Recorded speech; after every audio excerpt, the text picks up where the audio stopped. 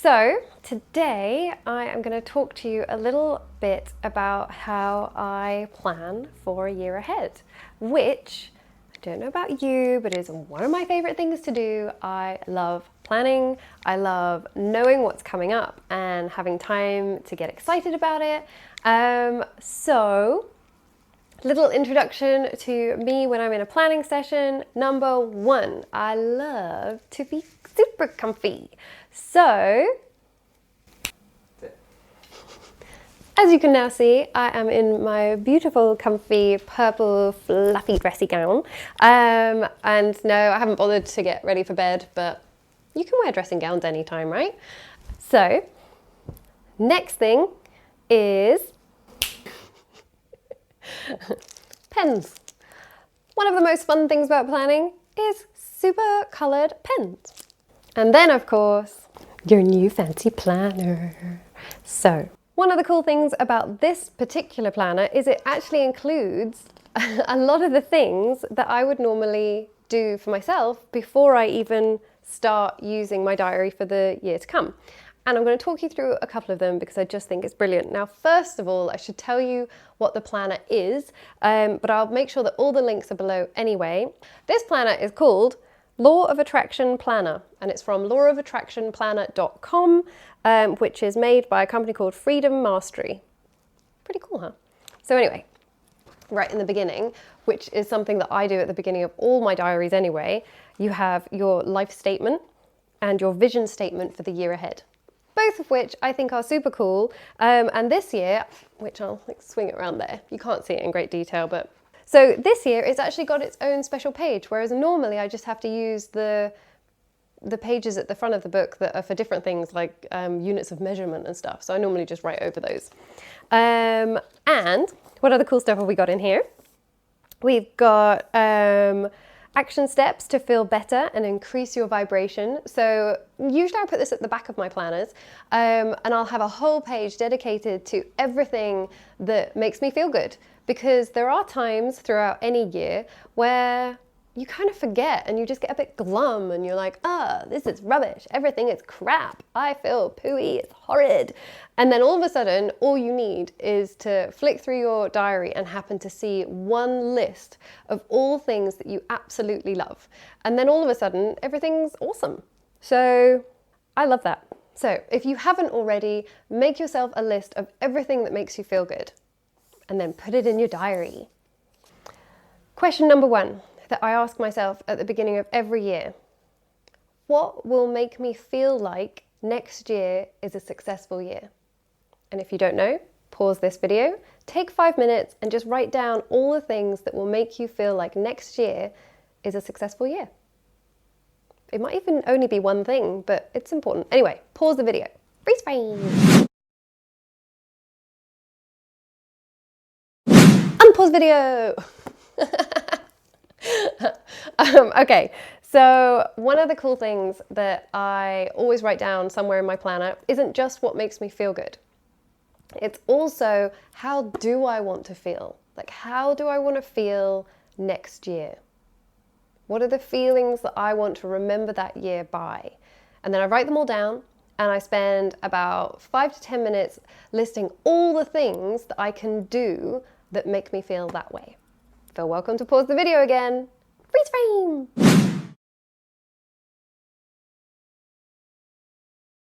Unfreeze! I like this freezing. So, one of the things that I do for all my coaching clients in the corporate world or in the spiritual world, or in like life coaching, whatever, is to write down a list of 50 to 100 life goals. Now, obviously, you may not be able to write down 50 to 100 just in 5 minutes. In fact, if you can think up 10 things in the next 2 to 5 minutes, I'd be really, really impressed. So start making a list of 50 to 100 goals that you want to achieve in your lifetime. Pause this video.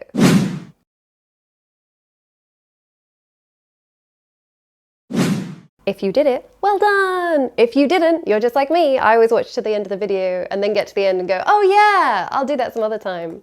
If you're like me, don't do that. go back to the beginning of the video, grab a notebook and just write some stuff down. I promise you'll feel way better at the end of the video. Okay, so those are just a couple of the things that I go through, but I'll be really honest, it's a very long process that I go through, and it's so long that it probably takes a whole day, but those are some of the questions that I ask myself. I do also host Make It Happen workshops, which I have aptly named, I think, because it's all about your goals for the year ahead and what you want to make happen. So if you are interested, I will put the links below, or if it's mid-year, who knows, maybe by that time I'll have an online version that you can have a look at. That might be a bit optimistic, I don't know. Okay, cool. So one of the awesome things about planners for me is that every year they're different.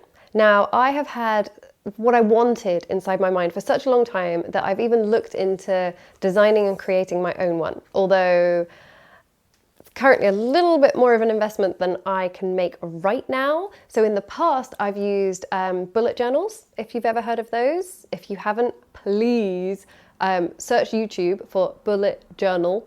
It's amazing. I never made mine very pretty, but everyone else seems to. I just used it very functionally, but it had everything that I wanted in it, and I absolutely loved it. The other cool thing is that previously I've created the days and the tasks and all the notes and the I'm grateful for lists in notebooks. So I've actually bought plain notebooks and then I've designed my own on the inside. Takes a long time, but it was totally worth it.